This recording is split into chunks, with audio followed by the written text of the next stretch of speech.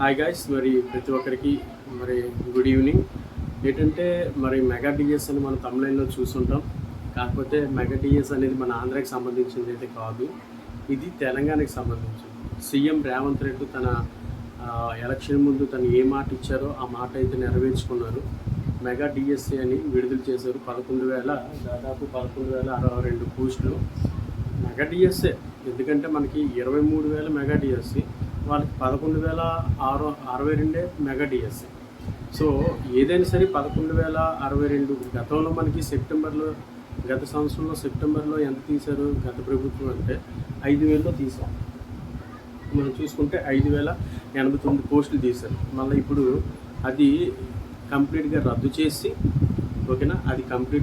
చేసి రేవంత్ రెడ్డి మరి మంత్రి కోమటిరెడ్డి వెంకటరెడ్డి గారు విద్యాశాఖ అధికారులతో మాట్లాడి మరి పూర్తిగా చర్చించి మెగా డిఎస్ని కుదిరినంత వరకు 5,000 దాదాపు రెట్టింపు చేశారనమాట. అంటే ఒక పర్సంటేజ్కి ఏకంగా 1% యాడ్ చేసి రెట్టింపు చేశారనమాట. పోస్ట్ని దాదాపు రెట్టింపు చేశారు. ఏదో 150 కలపడం కాదు.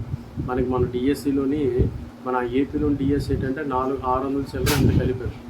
అలా కాకుండా 5,000 గతంలో 5,000 ఇచ్చిన నోటిఫికేషన్ని దాన్ని రెట్టింపు చేసి 11,062 పోస్టులు అయితే ఇవ్వడం జరిగింది.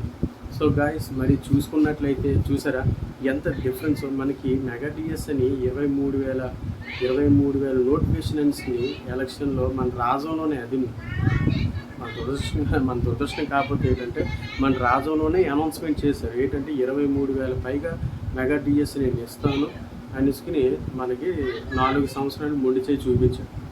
ఇప్పుడు చూస్తున్నట్లుగా అయితే మరి 6,000కే పరిమితం అయిపోయింది నోటిఫికేషన్. సో అందుకనే మనం పోయిసారైనా సరే కొంచెం ఉంచుకొని మైండ్లో ఉంచుకొని మనం మన ఓటు అనేది సరిగ్గా వినియోగించుకోవాలని నేనైతే ఈ వీడియో పూర్వకంగా చెప్తున్నాను. ఓకే, ఎవరిష్టం వాళ్ళది, ఎవరి ఎన్నిక వాళ్ళది. సో అది వేరే విషయం, దాని టాపిక్ వేరే వెళ్ళిపోతుంది, అది మనకు సంబంధం లేదు. జస్ట్ మనమైతే ఈ నోటిఫికేషన్ ఏ విధంగా ఉంది ఏంటనేది మనం చూసుకుందాం. మనకి ఈ నోటిఫికేషన్ అయితే మనకి స్టార్టింగ్ డేట్ అనేది మార్చి 4, ఏప్రిల్ 2 వరకు అయితే ఖచ్చితంగా అయితే 1 మంత్ వరకు మనకి ఈ వ్యాలిడేషన్ అనేది, అంటే 1 మంత్ వరకు మనం పెట్టుకునే అవకాశం అయితే మనకి ప్రభుత్వం కల్పించింది. అక్కడ టీఎస్ ప్రభుత్వం అన్న తెలంగాణలో పడితే మనకి ఎందుకన్నా అనేసుకుని అనుకోవచ్చు. కాకపోతే మనకి 5% రిజర్వేషన్ ఉందండి ఓపెన్ కేటగిరీ. సో అందులోనేమో మనకి దాదాపు ఒక 110, ఒక 100 వరకైనా పోస్ట్ మనకి అవకాశం ఉంటుంది. సో మనం చాలామంది మన ఉత్తరాంధ్ర, నెక్స్ట్ కోస్తాంధ్ర, మన ఆంధ్రప్రదేశ్ వాళ్ళు చదువులో చాలా మటుగా కష్టపడతారు. సో మన వాళ్ళు అక్కడ జాబ్లు కొడుతున్నారు అనేసుకుని పాపము వాళ్ళు బాధపడుతున్నారు. సో బాధపడడం అంటే వాళ్ళు విపరీతమైన పోటీ ఉంది, అక్కడ నుంచి విపరీతమైన పోటీ ఉంది, ఆంధ్రప్రదేశ్ నుంచి విపరీతమైన పోటీ, ప్రతి పోస్టులో ఆంధ్ర స్టూడెంట్సే కనబడుతున్నారా అని వాళ్ళు కొంచెం బాధ అనమాట. బాధ అంటే ఇంకేం లేదు, మనం పోటీ ప్రపంచంలో ముందుంటాం అంతే, ఇంకేం కాదు. వాళ్ళకి అవకాశాలు అందుకే మనకి 5% తగ్గించేసి మనకి ఇవ్వడం జరిగింది. మనకైతే 5% రిజర్వేషన్ ఉంది. సో మనం ఇక్కడ 6,000కి రాస్తున్న పోస్టులు అక్కడ రాసుకుంటూ బెటర్ నాకు తెలిసి. ఓకేనా, ఇంకెందుకంటే మనకి రాష్ట్ర పాయింట్లు ఇవి అవి అని తీసేసరికి మొత్తం డిస్ట్రిక్ట్ వైజ్గా అసలు పోస్టులే లేవు. మీకు తెలిసిందే డిఎస్ అభ్యర్థులు నాకన్నా పెద్దోళ్ళు, మీరు చాలా బాగా ఆలోచించగలరు. ఓకే, ఇంకా నెక్స్ట్ అయితే టోటల్ పోస్టులు అయితే మనకి 11,062 పోస్టులు అయితే ఉంది. అందులో స్కూల్ అసిస్టెంట్ 2,629 పోస్టులు, నెక్స్ట్ లాంగ్వేజ్ పండిట్స్ 727 పోస్టులు ఉన్నాయి, నెక్స్ట్ పీఈటీ పోస్టులు 182 ఉన్నాయి, నెక్స్ట్ స్పెషల్ కేటగిరీ ఏంటంటే ఇప్పుడు ఏంటంటే చెప్పాలంటే దివ్యాంగులకు వాళ్ళకి స్పెషల్ ఎడ్యుకేషన్ అన్నమాట.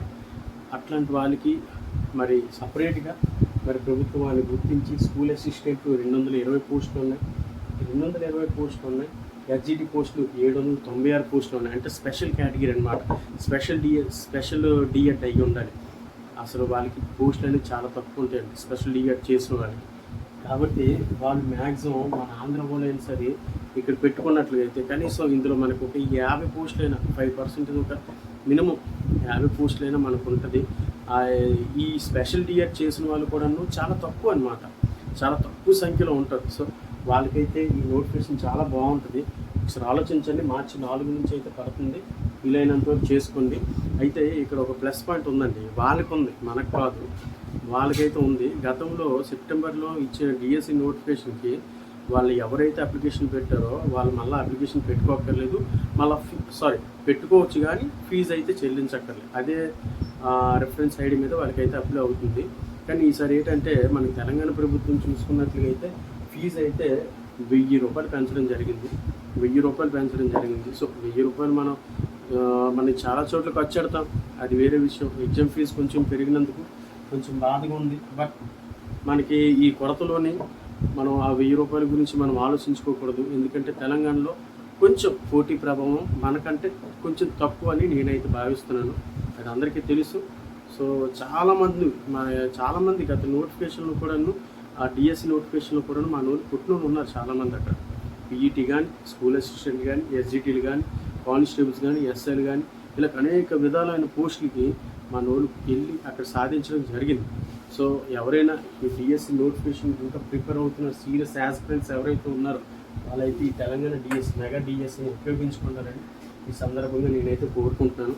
గతంలో సెప్టెంబర్ 6న మనకి రిలీజ్ చేసిన 5089 పోస్టులు అయితే రద్దు చేశారు. అప్పుడు పెట్టిన వాళ్ళకి మరి అవసరం లేదు అంటున్నారు. అయితే ఇది మనకు వర్తిస్తుందా లేదా అనేది మనం చూడాలి.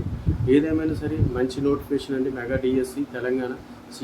సీఎం రేవంత్ రెడ్డి గారు ఏంటంటే కింద స్థాయి నుంచి పైకి వచ్చిన వ్యక్తి కాబట్టి, ఒక విద్యార్థి దశ నుంచి పైకి వచ్చిన వ్యక్తి కాబట్టి విద్యార్థి తాలూకా బాధలు ఇబ్బందులు తెలుసు, ఒక సామాన్యుడి బాధ తెలుసు. సో అందుకనే అతను నెరవేర్చవలసిన మరి ఏవైతే మనకి ప్రచారంలో చెప్పుకున్నారో అవన్నీ నెరవేర్చడానికి అతను సాయశక్తులు ట్రై చేస్తాడు. అతను మనం టెస్ట్ చేయొచ్చు, ఇబ్బంది లేదు. ఓకే గాయ్స్, మరి ఇన్ఫర్మేషన్ మీకు నచ్చినట్లయితే ఖచ్చితంగా ఫస్ట్ టైం ఎవరైనా చూస్తున్నట్లయితే ఈ వీడియోని లైక్ చేసి సబ్స్క్రైబ్ చేయండి. ఖచ్చితంగా లైక్ చేయండి. ఈ విషయం చాలామంది షేర్ అయ్యే అవకాశం ఉంటుంది. Okay guys, all the best. జై హింద్. God bless you.